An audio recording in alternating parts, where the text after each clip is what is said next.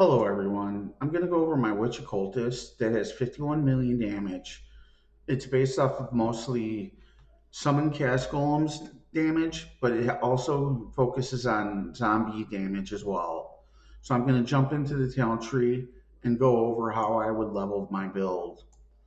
So my first node I would go for is Lord of the Dead for more zombies, more damage, and DPS. And let me add this in there is that you're not going to be able to go with the cast golems until you're level 34. So you're going to have to figure out a way to level the character up with zombies or raising summoning spirits or whichever way you want to go with it. But I will try to go over a way to do it with zombies. So my first one would be Lord of the Dead, and then I would work up and I'd go and get Death Attunement for more zombies, more DPS. After that, I would go and I'd get Sacrifice. Sacrifices to keep your minions alive. I might also take minions at least 1% of the damage is life, which would help a lot too in keeping them alive in the early levels of the game. Then I would work down my way and get Grave Pack. While you're going to get Grave Pack, you will be picking up health and some armor and some more regen. After Grave Pack, I would go and get Redemption. After Redemption, I'd pick up Righteous Army. I'm going over how I would level this build. So you're going to have to change it when you feel more comfortable or when you actually get the golems to replace your nodes on your talent tree. After Righteous Army, I'd get Sovereignty. After Sovereignty, I would go down and I'd get Sentinel and I'd pick up the Resist nodes. After that, I would go and I would get Golem Commander. You might get Golem Commander earlier than this when you feel comfortable enough to actually be able to use golems as your main damage source. So this one might come a lot later. The Steeped in the Profane is used for more curse damage, and you probably won't get that till the very, very, very end. Mind over matter is definitely going to be up to your discretion for when you could actually use it, and so will Eldritch Battery. Eldritch Battery protects your mana, which would make Mind over Mana better. So if you're going to use one, make sure you're using the other because they both go hand in hand in this build.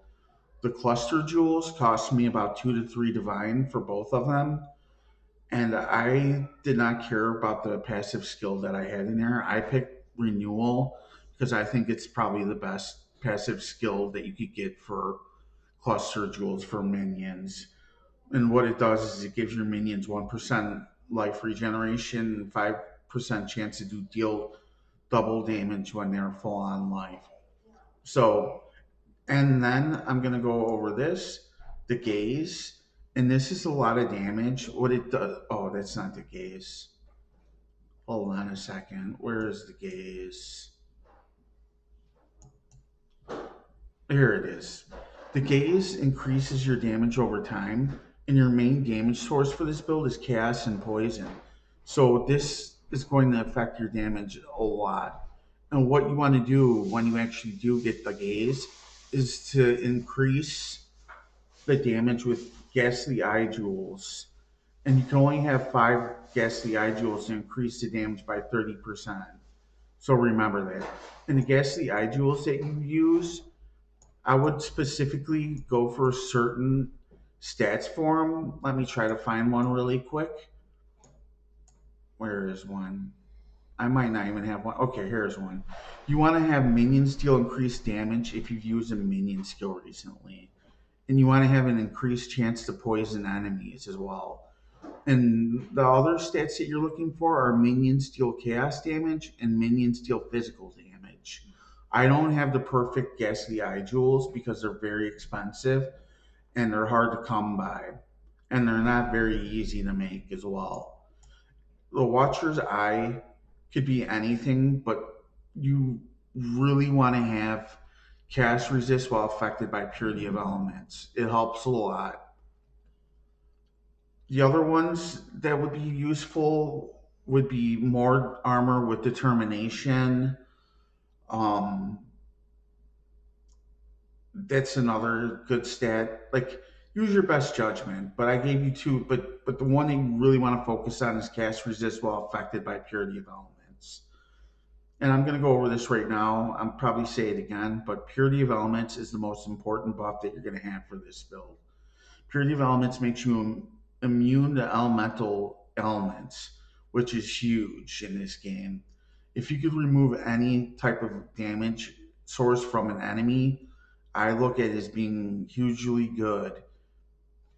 So I'm going to go over the ascendancies. The ascendancies, your first stop is going to be Profane Bloom, which blows stuff up or has a chance to blow up enemies when you kill them. Next is going to be Void Beacon, which increases your damage through decreasing the amount of cast resist enemies have next to you, and it removes their life regeneration. Then you have Withering Presence, which gives you withering stacks, more cast resist, which is huge. It's just really good. And then the last one will be Unholy Authority, which gives you another curse, and you can affect mobs that cannot be affected by curses. So and then you have the Forbidden Flesh and Forbidden Flame, and they are both Liege of the Primordial. I looked these up before I did the video, and you could get both of these for about 6 to 7 divine. So the Forbidden Flesh and Forbidden Flame are going to be Liege of the Primordial, and you could get them for 6 to 7 for divines. And this, what that does is it increases the amount of golems that you could use. Now, I'm going to go over the Animate Stone. The Animate Stone, you can only get it at level 80, and that is going to increase your amount of golems as well. And when you add another 3 primordial jewels with it, you get another zombie. So when you get to that point, you're going to have 5 summon cast golems, which is really good because the summon cast golems do a lot of damage. I'm going to go over that right now in the skills. All right, I'm going to go over the skills. I'm going to start with the summon cast golem. You're going to be using the plain summon cast golem with level 21. It's very cheap. It's not going to cost you a lot of currency. Then you have Awaken Unbound Elements, Awaken Minion Damage, Awaken Void Manipulation, and Powered 4, which is going to cost you about 7 to 8 divine. And then you're going to have Multi-Strike, different variant. And it's going to cost you probably around 15 to like 12 divine orbs to get your cast golem setup going. I'm going to go over the raised zombies next. And you're going to have 7 raised zombies. So they're counted in the max DPS as well, which is 51 million rounded down. They also have another empowered on their 6th link. Hold on, let me check really quick. So a power level 3 for raised zombies, and for the cast golems does not affect your DPS that much, your full DPS. It just made it around 50.5 million DPS. So if you want to cut corners and lower the amount of currency that you're throwing into this build, you could always make them 3, and it's not going to affect your damage that much. I'm going to return them to 4.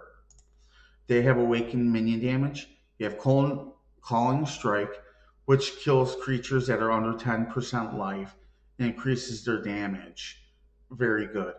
Withering Touch with the zombies is giving you 15 withering stacks all the time against bosses, and giving you a lot of withering stacks against trash mobs or map mobs, which is really good. And then you have Feeding Frenzy that's increasing your damage through a buff. So I'm going to go over the I think that I messed this up a little bit. No, I didn't. Okay. So I have the helmet as my focus for my auras. I'm using Purity of Elements, which is the most important aura for any build that I do. I went over this before, and make sure you use it when you could get it. I'm not sure when you could get it, but once when you can, put it on, and it'll help you a lot. Then I have summoning skitterbots. You might actually be able to remove summoning skitterbots and put on grace for more efficient hit pool. Hold on, let me check that really quick.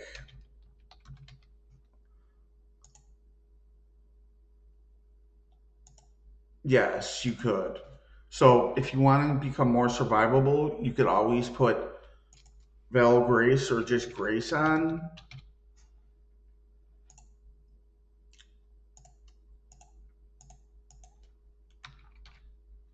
All right, I'll put this in the POB when I link it down below in the description.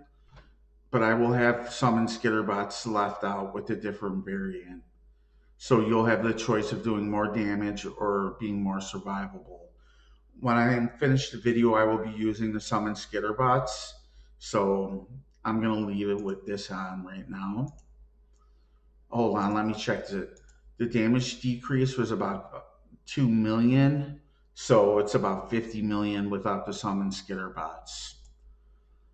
And the gloves have Convulsion, which heals and summons your minions.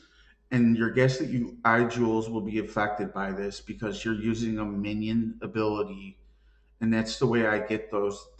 That's how I get to trigger those jewels. You have Flesh Offering, which is more damage DPS. Desecrate to summon your minions, and Withering Step to increase the amount of stacks of Withering immediately. It also gives you elusiveness, which increases your survivability. And then last are the boots. I have raised specters. You can use any specter that you want, or you don't have to use them at all. You could put something here that you just want to put down, but you would use chieftains or anything. Despair is a curse for more damage. Malevolence for more dot damage and damage. I'll go over this in the items soon. And then you have Temporal Chains, another curse for more damage DPS.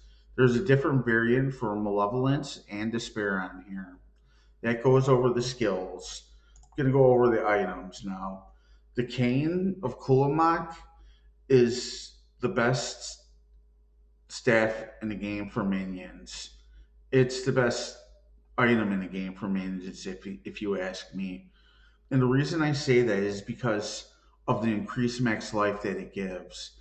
No shield or wand in the game is going to give you that increased maximum life for your minions.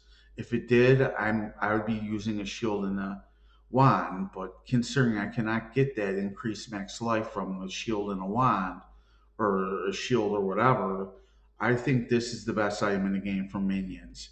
Or I should say it's the best minion item for zombies or golems, or in those terms, because raging summoning spirits probably wouldn't find very good use for this. So I lowered it down. Oh, I forgot to put these on really quick. That just increases the. Oh, this is supposed to be a run speed on the bottom. I will have that on the POB when I'm finished. I apologize. I didn't realize I didn't have it, but you're gonna have a run speed flask right here. So then the helm is very good optimized. You could definitely use all the stats that I have on it.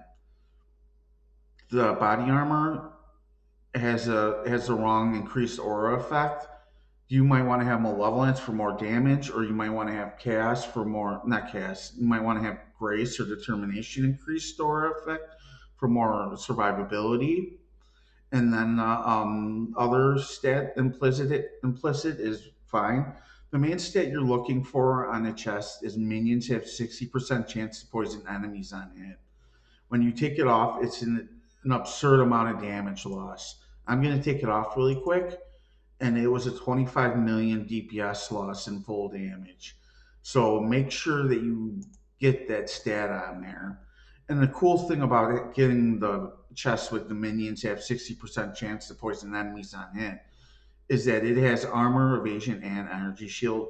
So trying to get your gems set up to certain colors is very easy and very cheap. The triad grips are all white sockets. What that does is that makes all your cast, it makes all your minions do cast damage. And when you're attacking a mob that has an energy shield, it bypasses the energy shield and just goes straight to the health, which is really cool. The boots are, just get run speed, whatever stat that you need. All the gear that I have typically has some spell suppression on it, but you really don't need that. The implicits are wrong. You could definitely get whatever implicits you want on here. Excuse me. The necklace is very expensive, and the anointment on it is very good. You could definitely use whatever anointment you want on it, but it's very expensive. It cost me 50 divine to get this. And what it does is it makes malevolence have no reservation, so it has no cost for me to have it going as an aura. You could possibly remove malevolence and use grace or even determination.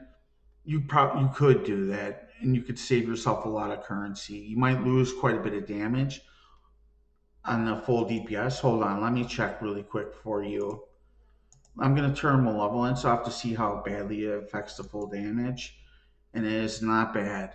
So it was only like about a 2 million drop in DPS, full DPS.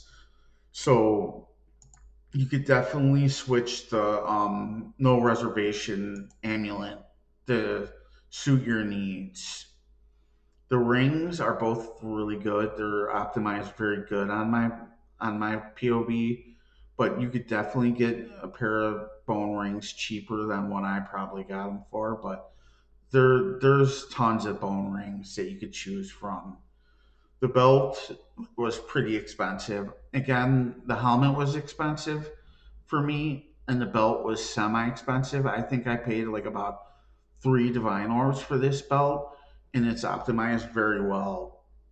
So you could definitely use whatever belt that you want. So the helmet's going to cost you about like it's going to be expensive.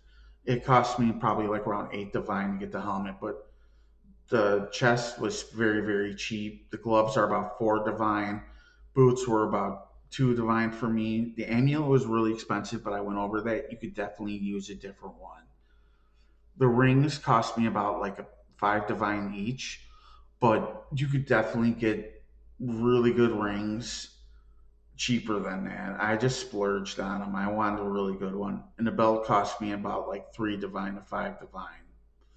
The flasks are they're just so common; they shouldn't cost anything, and that's about it for the items. I'm going to go over the configurations really quick.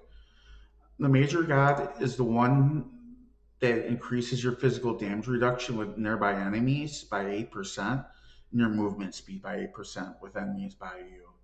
You want to get as much physical damage reduction as possible to increase your effective hit pool. That's why I chose that.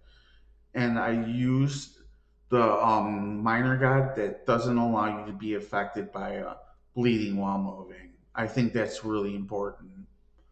So the minions have frenzy charges.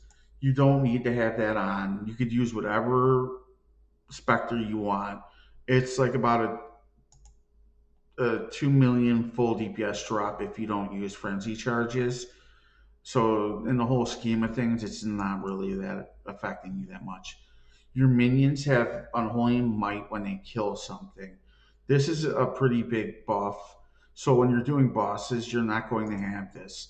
So your DPS is going to drop to about 45 million full DPS rounded up. So that kind of sucks, but it's still really good. 45 million is still really good. So when you're doing maps and killing stuff, your minions are going to have unholy might and they're going to be doing 51 million DPS. You have elusiveness. You have flash active, yes. Not that one, not that one. You have 8 nearby enemies. Have you been recently hit? Yes. Have you used a minion skill recently? Yes. You're using Convulsion. Have you consumed corpses? Yes. You have Desecrate and you have Flesh Offering. Feeding Frenzy is coming from your zombies. And you have 15 Withering stacks from Withering Step, Withering Touch, and the Withering Presence Ascendancy. So I'm going to jump in the game. Well, let's look at this really quick. This is set to no boss. Standard bosses, you're doing 49.2 million damage full DPS. Guardian bosses and Pinnacle bosses, you're doing 48 million point three full DPS. And on Uber Pinnacle bosses, you are doing 14.5 million DPS. So that's really good. All right, I'm going to jump in the game. And I just wanted to show you that summon cast golems can only be used at level 34.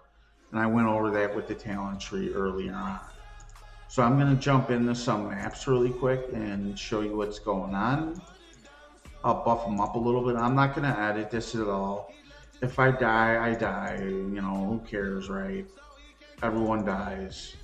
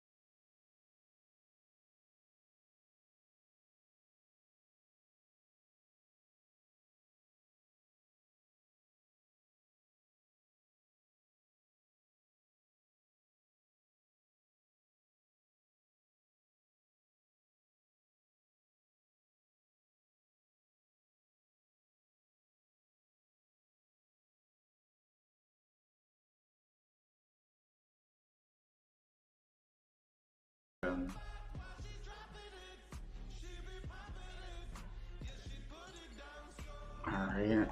I'm gonna make sure that I have a flesh offering going. She's cursed. Now my withering step. She should have all her debuffs on her, and I died. It was my fault. I shouldn't have been as close as I was to her.